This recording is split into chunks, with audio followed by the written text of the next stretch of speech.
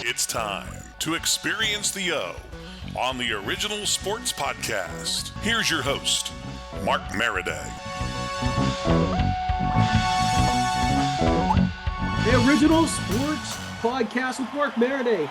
My very, very special guest today is a former NFL offensive lineman, the owner and operator of American Services and Protection, and nationally recognized motivational speaker, Shawn Harper. Shawn, welcome to the show. How's life treating you today, my friend? Life is treating me great. I'm just grinding. I'm winning. Taking some lumps, taking some jabs here and there. But you know what? Sometimes you throw blows and sometimes you rope a dope. So, hey, man, it's 2021. I'm just happy to get out of 2020 alive. I'm sure you feel the same way. Yeah. Awesome with that. You've had a lot of experiences just, basically in the introduction right there that I gave, all the different things you've had going on. It all started out with professional football with you. Talk about your NFL days or the early on days in Shawn Harper's life. And you know what? I had a blast. It was probably one of the biggest shocks of my life to not only be drafted, but to fly out to Orange County, California. That's where the Rams were originally. Yeah, I remember. And I remember sitting on that bus, and there was just 30 to 40 of some of the best athletes in the country, and we're all going to mini camp. It was just, and then once getting to camp and seeing all the veterans, people that you would, kind of looked up to, and just like, like that's Flipper Anderson, that's Henry Ellard, blah blah blah, and this and that. I mean, that's Kevin Green right there. That was just an amazing experience, and then taking snaps next to him. Yeah, I mean, it's just there's nothing that could actually touch those moments right there, and just being in that competitive environment, taking no shorts, let's just go on for the kill shot every play. Loved it. Anybody bring you over and say, hey, come here, young buck, let me teach you the ropes? Yeah. You know what? Just the one thing I love about the Rams organization is that they've always taken care of, they've always taken care of their offensive linemen. Right. And I was fortunate to, sit behind probably the greatest offensive right tackle ever. And that was Jackie Slater, and just to sit behind Jackie, brother Slater, and just learn from the best, not only on the field. Honestly, I learned more about life and things off the field than on the field. And hopefully we can touch on those later. Sure. Absolutely. Absolutely. That must have been exciting. I had another offensive lineman from the Rams on not too long ago. I actually coached against him when he was in high school, a young man by the name of Robbie Havenstein, playing that right tackle spot for him right now. Wow. Yeah. So I feel like I have a personal connection with the Rams now. You do. You're connected. Hey, I know you went over and you played a little NFL Europe. Did it feel like the NFL? Was it NFL feeling to it, I should say, or was it a college atmosphere? Because I don't know. No, it was unlike anything I've ever experienced. I would lean more towards the NFL because the NFL was heavily invested. In fact, they owned the NFL Europe, and so they. Like you would see, the NFL scouts, you would see actual NFL coaches, general managers, and it was like, it was basically, you are playing up against, guys that might not start in the NFL or they're going over to NFL Europe, period. They're in Europe and they're playing, and it's just wowed. And it's, and the actual intensity is on a whole new level because every play you're being evaluated to get selected by an NFL team. Sure. But at the same time, it was probably it's probably where reality TV got their concept from, to be honest, because it was, you take 40, 50 players, you stick them in a hotel, right? Okay. You just put them in a hotel in a foreign country, in a foreign city, and you just hit play. You hit record, and you watch the antics and the strategies and the tactics and guys who are just trying to make do in a totally different culture. it was mind-boggling, and it's probably one of the most amazing shocks I've had in a long time. I love Europe. I love going there to travel. I missed out a few years ago. I almost had a chance to go to a Barcelona soccer game. I was there on a training trip, and my training started at like, I don't know, 5:30, and the Barcelona game was at 6:30. And I was like, man, I'd love to go to that. Can I blow off this training to go check that out? Yeah.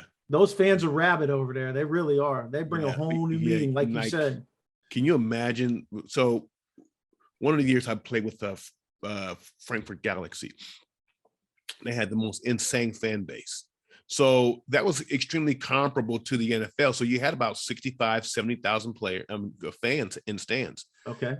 And, whether you lost or won, they're like screaming, they're singing. To have that many people sing you a song, man, I promise you. I mean, they're singing right to you. It's like blah blah. I don't know if they're saying right in German, but it was just amazing. It was that culture, that environment was so warm and was so welcoming. I would go back in a heartbeat. Do you think the NFL should put a team over there permanently, or do you think that would just mess with the travel? Maybe they could do a 4-division league over there and work something out. Do you think that's possible? It would mess with the travel. I think if you were to try something like that, the players would have to be compensated a little more. Yeah. They would have maybe, a higher pick in the draft for a long time just to get acclimated. Yeah. And also what you could do is you could put a team, let's say in London, right?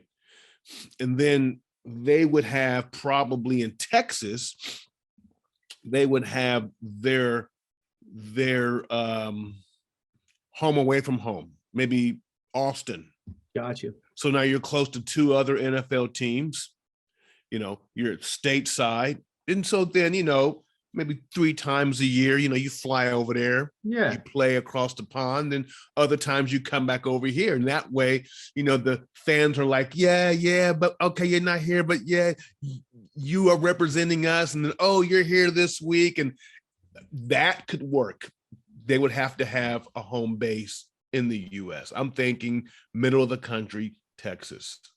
I'm actually curious to see what happens with Jacksonville. If you I'm sure you pay attention to the league still. Jacksonville goes almost every year. Almost every year they go over there and play, or every other year. Yeah. And I work with a lady. Her daughter is in charge of the activities part of the organization. Mm-hmm. And I keep saying to her, has your daughter got her flat in London yet? Yeah. I would say Toronto before London. Interesting. TO, definitely. I mean, it's like on this, they are familiar with the football. Sure. They understand it. You're close to all the East Coast teams. If we were to add one in Toronto and then we add one across the pond, yeah. They got that. Have you ever been to the baseball stadium up there? That place is ridiculous. My son and I went to a ball game up there a few years back, and we were sitting out in the outfield, and there was a bunch of people having an office party out there. They were drinking a lot, and he was like 9 at the time. So I got him, and I said, come on, I'm going to get us closer, and we're going to sit on the third baseline. So we went down. I talked to the guy. He put us on the third baseline. We sat right there in front of the CN Tower. They had the roof open. It was an amazing game. Wow. Yeah. Wow. So there's got to be a lot of lessons that you learned in life over those, 7-8 years you played in the league and over in Europe. Just share a little bit about how it helped you professionally. Yeah, probably the greatest lesson I've learned was from 2 older offensive. One was an offensive lineman. I mentioned Jackie Slater, and the other one was an old quarterback named Mike Pagel, right? I remember Mike Pagel. Yeah. So it was very interesting, extremely interesting. The lesson that Jackie taught me was always have the proper perspective of the game that you're playing. So we would come to practice in sweats and dirty jeans and what we had on last night. We just roll into practice, right? Yeah. Jackie would come to practice every day in a suit and tie. Jackie would come to practice every day with a collared shirt, nice tailored jacket, nice shoes, Stacey Adams, every single day, the entire season. One day I asked him, like, Jackie, why do you do this? And basically, he's like, because you got to keep the proper perspective. You see, the fans, they watch the game from their perspective. The players, we play the game from our perspective. The coach coaches it from his or her perspective. The general manager manages from his or her perspective. And the owner sees the whole game from his perspective or her perspective. He said it would behoove you to see the game from the owner's perspective, to understand what's really going on. He said you always have a proper perspective. Don't have the wrong perspective playing a big boy game like that, okay? Great lesson. Mike Pagel, the first time I've ever shared this, shared another lesson. He understood the game. And one day, so Mike had this director's chair, right? And he would read this director's chair, and I mean, a real action Hollywood director's chair. Okay. And he would have his newspaper open, and the rookies would go over, and then we'll just sit next to him. And you didn't speak to him. You just wait till he spoke to you.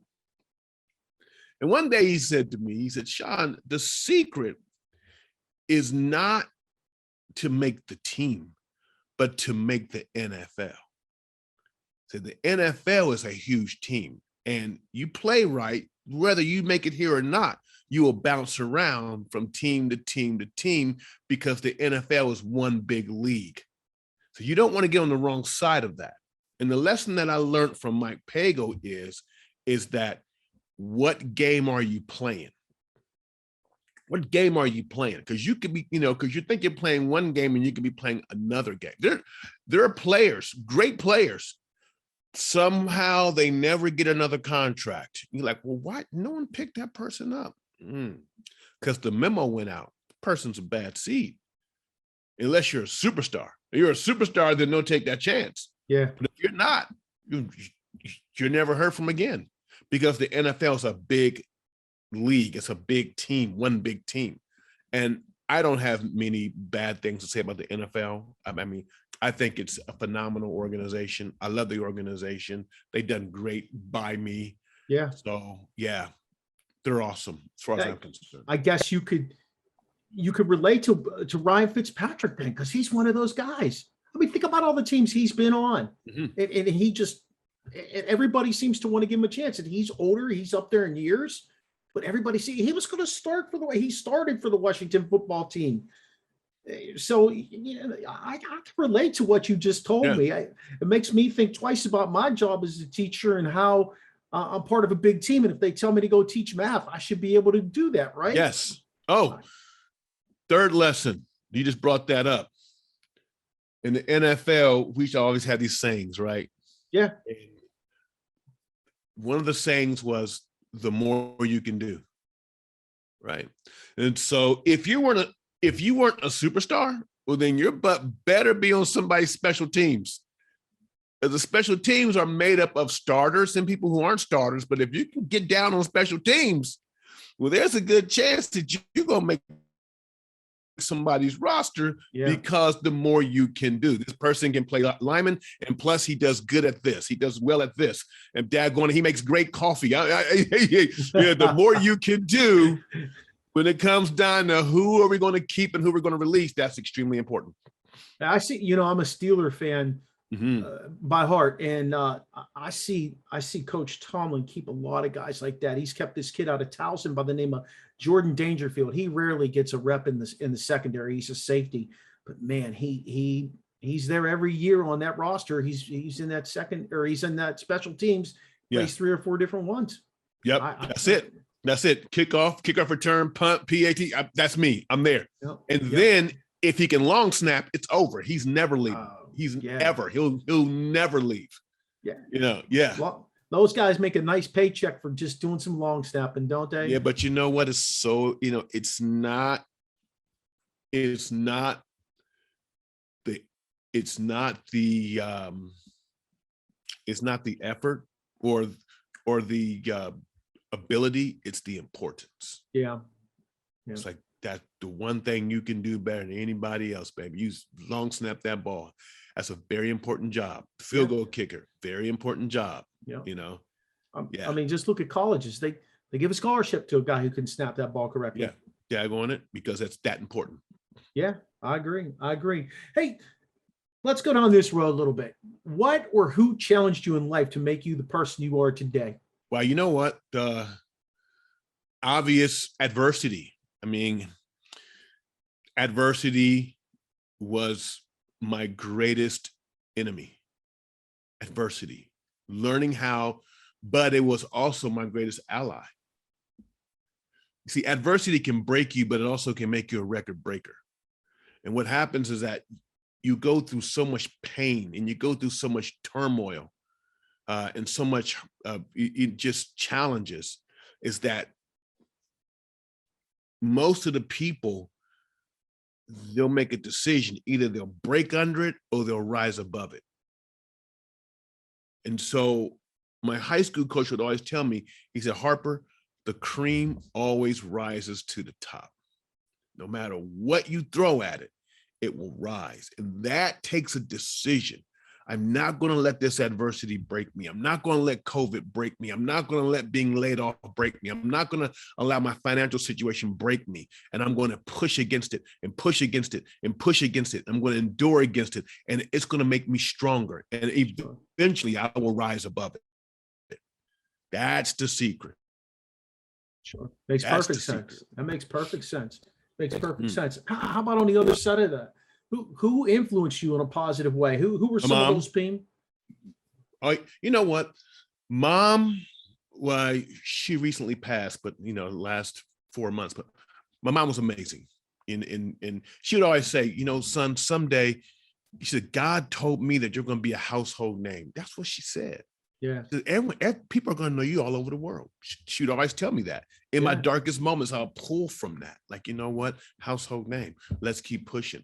But you know who was like the secret allies in all of this were my coaches. So I never had a father figure, never had a father growing up. So my coaches, my middle school coach, my high school coach, especially my high school coach, like a father figure. And so I would look to him and I would say, okay, this is what a man is. This is what a man does. This is how a man reacts and acts. And then of course, my college coach, my God, Bill Mallory, Indiana University, legend. He was an absolute legend, but he understood that his responsibility was greater than the W. Very few coaches realize that your responsibility is greater than the W. Okay. And he would call me like 15, 20 years later, Harper, this is Mallory. You're like, oh, I'm in trouble. I'm in trouble. No, I just want to make sure you're doing good. Blah, blah, blah, blah. Did you graduate? Yes, coach. Okay. Get out of here. I mean, it's just, like, I get it. Yeah. At the end of the day, I coached forever, but as my kids started getting older, I wanted to be involved in their sports. Mm-hmm. But I have for a long time now. I approach my teaching the same way. I don't just go up there and educate my kids. I mentor my kids. I give them that same, the same thing that a coach brings to the table that I'm sure Coach Mallory did for you.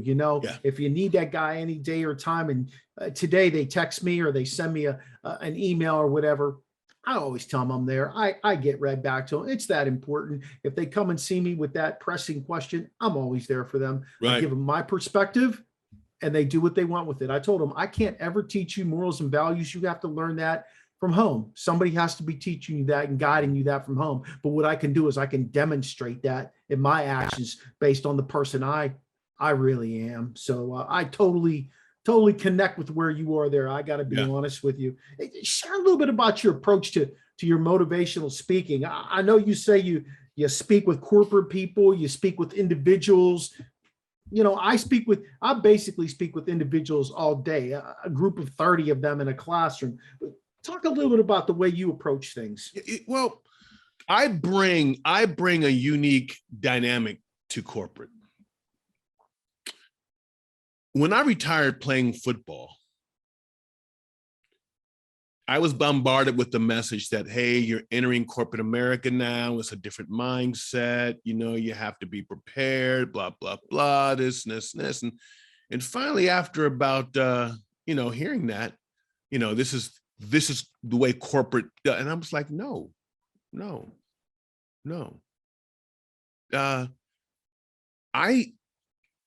I'm a professional athlete. Do you realize that there's the amount of discipline, the mindset that goes into being a professional athlete? Are you kidding me? I said, now you're telling me now I got to shelve that? I said, no, I'm a winner. I'm a pro. I'm going to bring the lessons, the tactics, methodologies that I've learned from the professional ranks, and I'm going to engage it, and I'm going to emerge it into corporate America. And I'm going to introduce things to you that you've never seen. I'm going to share tactics and strategies and methodologies that you've never heard of before. You're not going to find this in your books. You're not going to find this in your mentors. I'm going to bring a mindset. I'm going to bring an approach. I'm going to bring the win from the locker room to the boardroom. And that's what I do. I introduce themselves. It's the same. People want to win. The seven-figure guy or young lady or lady in the C-suite, they're not interested in success. They're already successful. Yeah. They want to win. They want to win the quarter. They want to win, that bonus. And that's what they want to do. They want to win. Now, twofold. Number one. Number two, what happens oftentimes is the further you trickle down from the C-suite to upper management to middle management, then the narrative changes from win to success. And so that right there is a separation. How about teach your entire organization to win?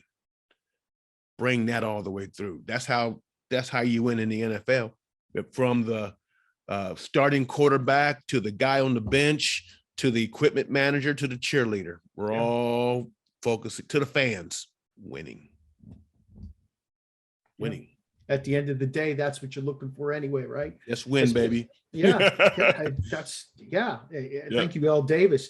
What's your goal each time you step into that room, though, to speak? I know you look at this group of people. What kind of look do you want to see in their faces that that they get your message, that you've reached your goal as the motivational speaker when you bring your talents to that room? I want that fire in their eye. I don't want the I'm fired up look. I want the okay, I got it now. Because the success paradigm, the success mindset oftentimes leads you to failure because you're not created to be successful. You're created to win. And so now they're stepping back wait a second. Yes, you're already a winner.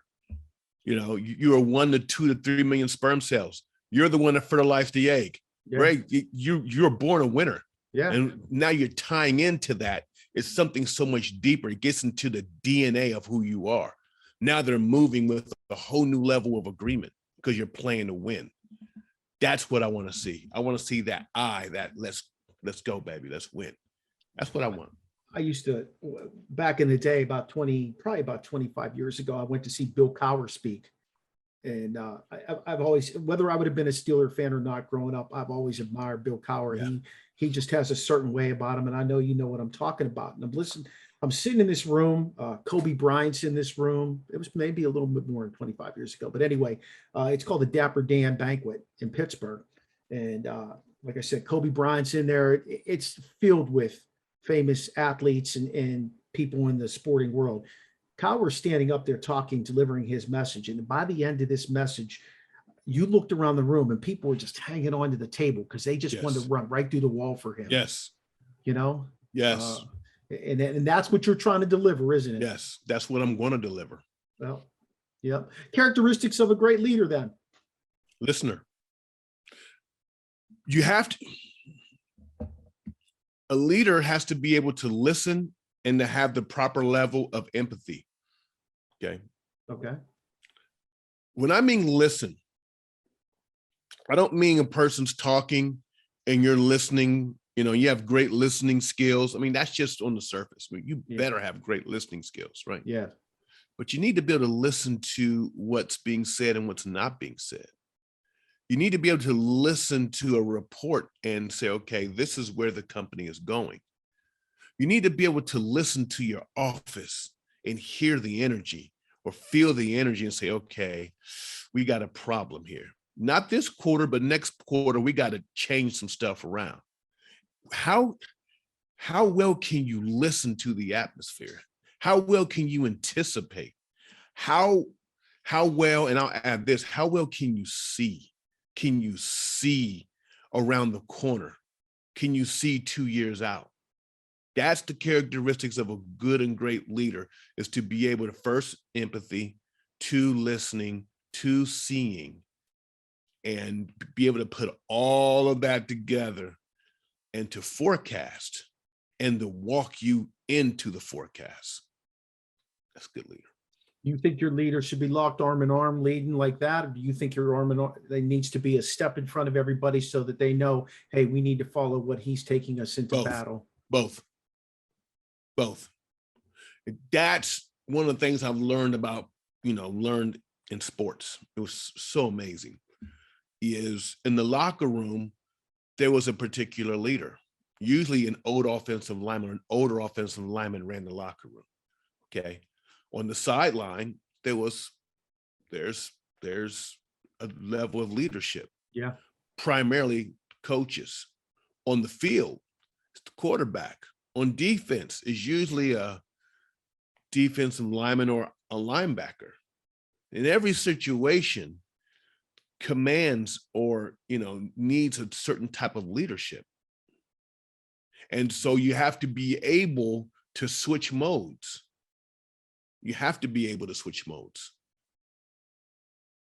That makes sense. Makes perfect sense. Hey, 8 principles that will bring out the winner in you. Your best-selling book. Talk a little bit about your book for us. You know what? People, we didn't get much into my actual backstory, but I was able to overcome a lot of insurmountable odds. And to be really honest, I was able to overcome them because I incorporated spiritual laws, not just hard work, because you can work extremely hard, but if you're breaking spiritual laws, you're not going to grow. So let me give you an example of one of the chapters. It talks about capacity. The tank that you're in, which is why you'll see a guy like LeBron just leave. He's like, you know what? I'm bigger than Cleveland. And it's nothing against Cleveland. He has so much more he wants to get into. Sure. So he goes to Miami. I'm bigger than this. Okay. You'll see singers.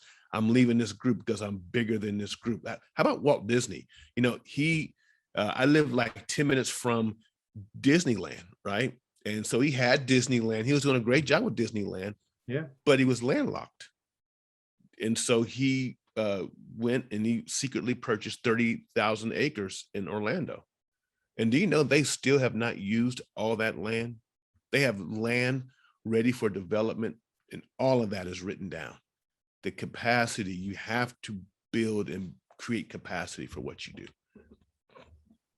Since you opened up that can of worms about your backstory, give us a little bit about your backstory, because I wasn't going to get into that with you. Voted most likely to fail. Left high school with a 1.62 cumulative GPA. Barely started in high school football. No awards. Okay, I was the guy in the back of the room eating that nasty cordon bleu. Right. I was kicked out of 2 schools because of disciplinary issues. 4 to 5. Just learning disabilities and repeating the first grade, single parent, impoverished. I was, and that is the edited version, right? I was the bottom of the barrel, and somehow I was able to move through all of that, through spiritual laws, through the concept of winning, to be at the top. And now my job is to bring others up with me. my hat goes off to you for embracing the opportunities, because you obviously learned from a young age that adversity, as you told me, can drive you or it can fail you. And that's just amazing. You have siblings? Yeah, I have 5 brothers and sisters. A few of them have went on. They've, but yeah. Yeah. So mom's raising 6 kids in that house. Yep. Oh, amazing. Great stuff. God bless her. So let's go back to the NFL for just a second. Do you like today's game? Anything you'd change in it? I like the game. I know that they're trying to, speed the game up, and this and that, but I like the game. I would like to see, of course, more running between the tackles, just like the old Steelers, just bruise them up. But I like the game. I don't think I would change much. The players are phenomenal. They're in just an amazing shape now. You watch every weekend? No, I watch college. I love college football. Yeah, because college football has a sprinkle, a last sprinkle of innocence, and I love that. I just want to play the game. Like, who's your team besides IU? Ohio State. Oh yeah. Oh yeah. What do you think of their season so far? They're in trouble. They are in big trouble. They're in big trouble, and not for the reasons that people are. Ohio State's in trouble because they need a huge one technique. They need a big nose guard. They need somebody to stop that cutback. They got to stop that run. And they got to get pressure on the quarterback. They got young DBs. You got to get pressure on the quarterback. I think they found their rhythm with the running game, and they can help their defense, with about 2 or 3 running backs to eat that clock up. You think the Big Ten's wide open then, or is it Penn State's? I'm gonna share something with you. Don't underestimate this year Michigan State, Michigan. I definitely would not underestimate those individuals up there, because that hard-nosed football. And then, of course, I'll just focus on Michigan and Michigan State outside of Penn State, obviously. The only reason I ask you that question is I was reading something just a few weeks ago, and after they beat Auburn, and they were talking about, can we now start putting Penn State in the college playoff talk? And I'm thinking to myself, wait, they got to go to the horseshoe, right? They got to go to Ohio State. They got to go to Michigan. They got to play Michigan State. And who knows who else on that schedule might surprise them just a little bit, because they always have a game or two where they're not 100% where they need to be that game. And I thought it was just a little bit of early talk on them. Yeah. And one of the things about the Big Ten is that they're talented, but they're not always deep. Right. Okay. So if Alabama loses a quarterback, so what? Yeah. The next one's probably better. Yeah. Okay. Yeah. It's not a joke. So you lose a couple players throughout the season up in the Big Ten. Yeah. It's going to hurt you. Yeah. I mean, probably not Ohio State as far as receivers are concerned, but hey, you lose a couple D linemen, you lose a couple linebackers, you lose one more DB. It's not like the SEC has depth. Right. And it's a different game in the SEC. It's a total different. It's a speed game. You better be able to run. Every position better be able to get after it. You better be running. I like Larry Johnson, the D-line coach over there in Ohio State. He's always been one of my favorite guys. Yeah, always. He is definitely phenomenal. Love him. He churns out those guys into the NFL. It gets absolutely zero credit for it. But if you would look at the list of guys, I'm sure you know, but if the average fan would just take a look at some of the guys that he's turned out, it's amazing. Let's talk about NFL coach leadership then. Let's do that. Who do you think are some of the stronger leaders on the sidelines? What do you mean? Well, just head coaches. Who? I mean, Tomlin, I know there's a Belichick. I'm still waiting to see if Urban can make the transition. Harbaugh, Baltimore. I really like Harbaugh in Baltimore. Let's just stop right there. Harbaugh in Baltimore. He is just phenomenal because he's able to bridle a lot of talent and to keep them in check and to keep them motivated. Harbaugh, he's a good coach. Coach from Kansas City, he's Andy awesome Reid as well. Yeah. I like Eric Bieniemy under him though. I think Eric Bieniemy actually has his thumb on the pulse of that team. I think he's going to be a great head coach. Yeah, I do. Yeah. I like Eric Bieniemy. I'm going to make a lot of enemies in my Steeler fans that listen to the show, but I would take Harbaugh over Tomlin. Yes.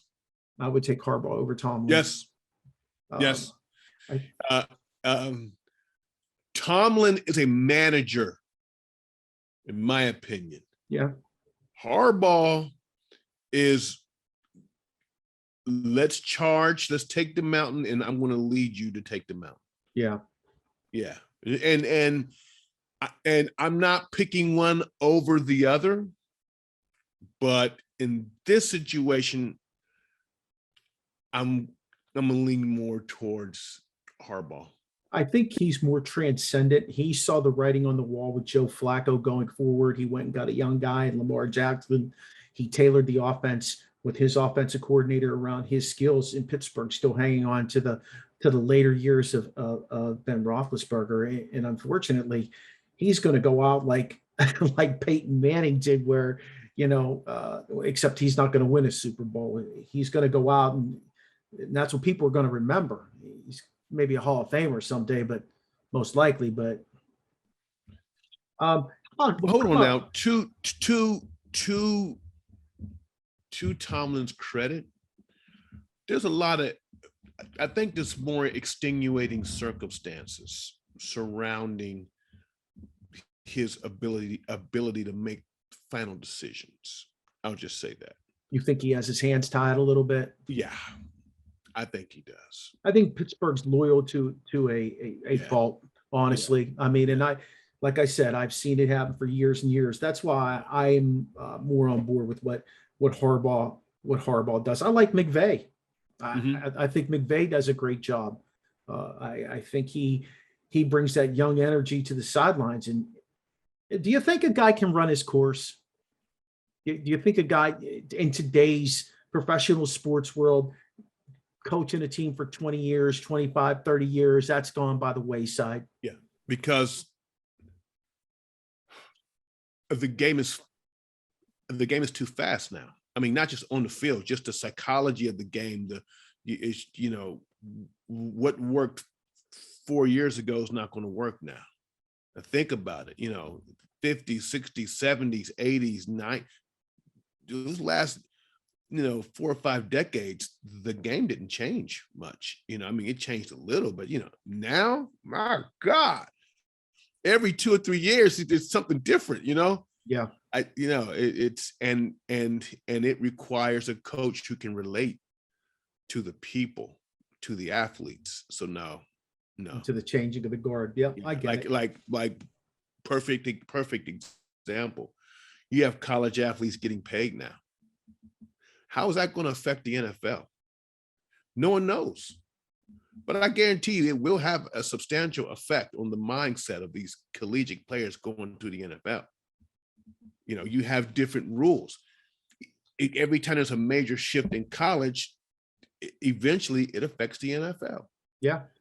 So no, things are changing too quick now. Do you think it's become more of a big business than what it was when you played? It's always been a business. Yeah, but I now mean, it's just but now everyone knows it's a business. Yeah. Yeah. You know, it's like, hey, you know, if you don't fill up them stands, it's always been a business. Now everyone knows it's a business. Now, you talk about them paying the young kids playing at the collegiate level. You got the kid who just came in. He came in early to Ohio State, the quarterback out of Texas. He left because he knew he could get some cash if he went to Ohio State. He's going to sit behind the young kid there for what, a year or 2 years, and he's going to be the face of Ohio State for a year or 2 years. Yep, you know, and that is going to affect his play in the professional ranks if he's drafted. And so, what do? Do you dumb the playbook down? Do you, you know, where's his resolve at? You know, I mean, things like that. Just, you know, the I guess I'll call it the butterfly effect in, you know, professional sports feeding from collegiate sports. It's the butterfly effect. Yeah. Do you like the fact that young quarterbacks get drafted, get thrown right in the fire, or No. based on your what you said there, No. don't you think they should sit for a year or two and learn? You know what?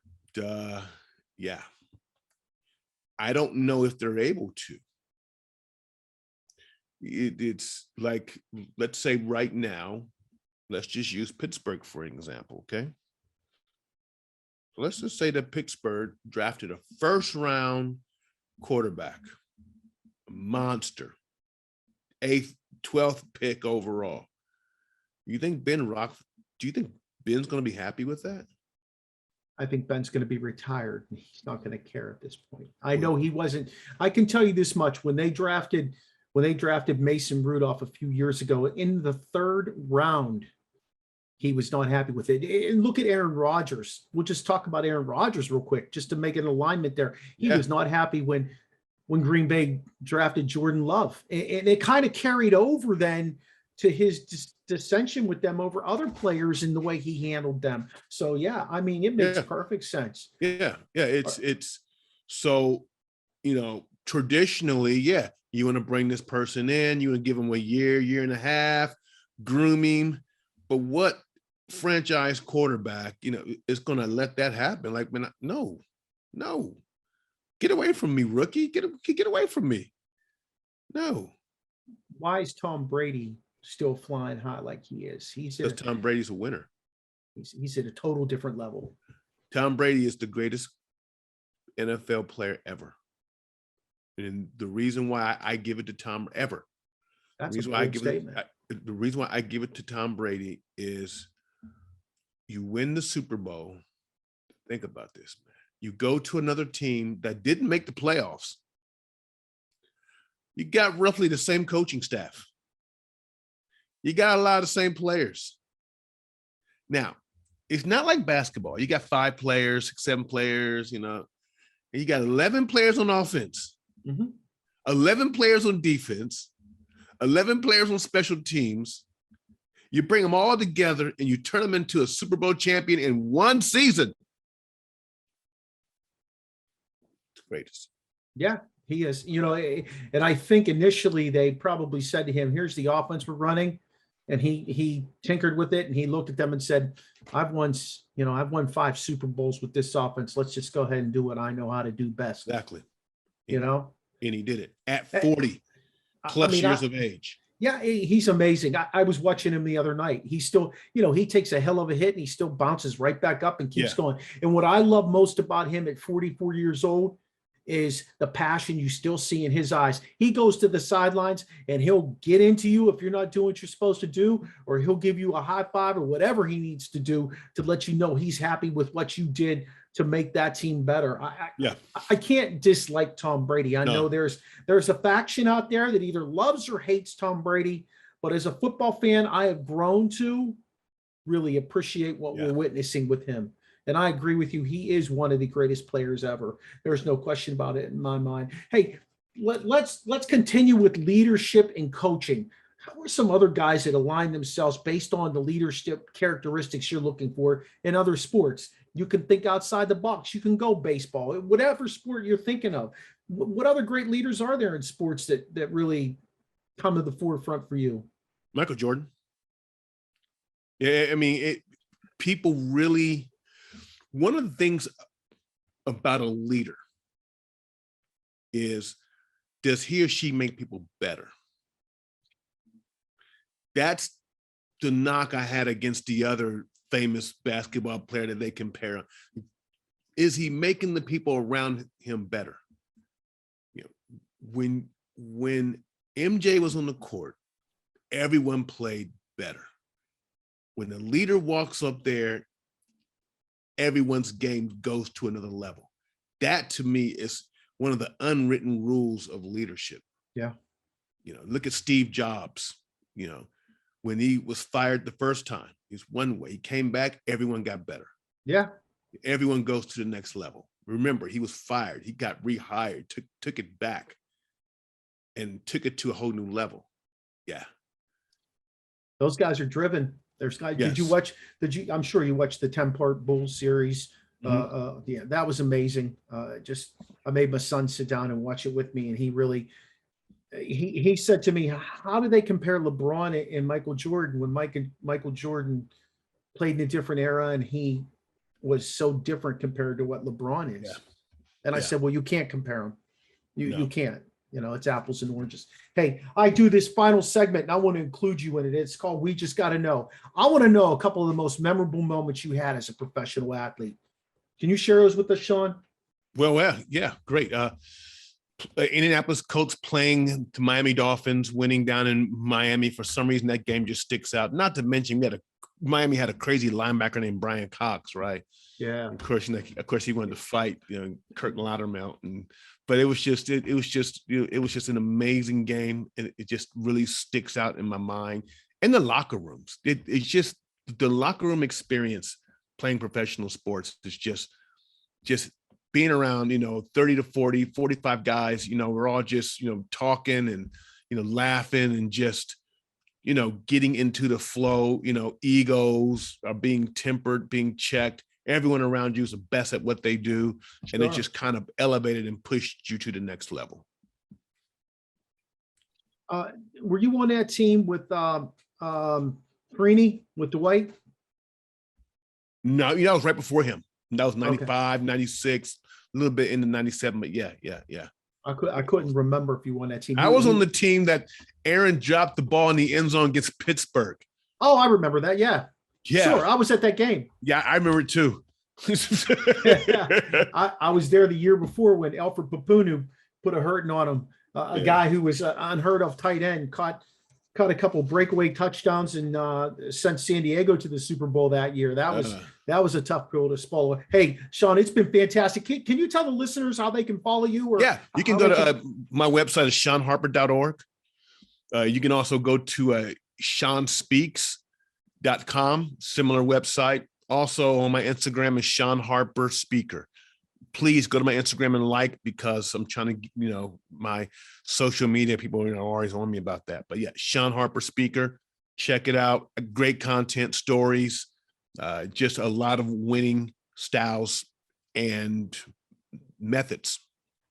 Congratulations on a great professional career. I know it was many years ago, and enjoy the rest of this NFL and college season. I know it's early on and it'll shape up to be a great one going down the road. And thanks again for being a guest on the show. Thank you so much. So sit right back. We're going to tell you a story of heroes and warriors who played for the glory. They're about to see it in your stadium chair. We know all your teams and we can go on for days. It's game time from the original. Highlights and playoffs and very special guests. It's game time on the original Sportscast show by the best.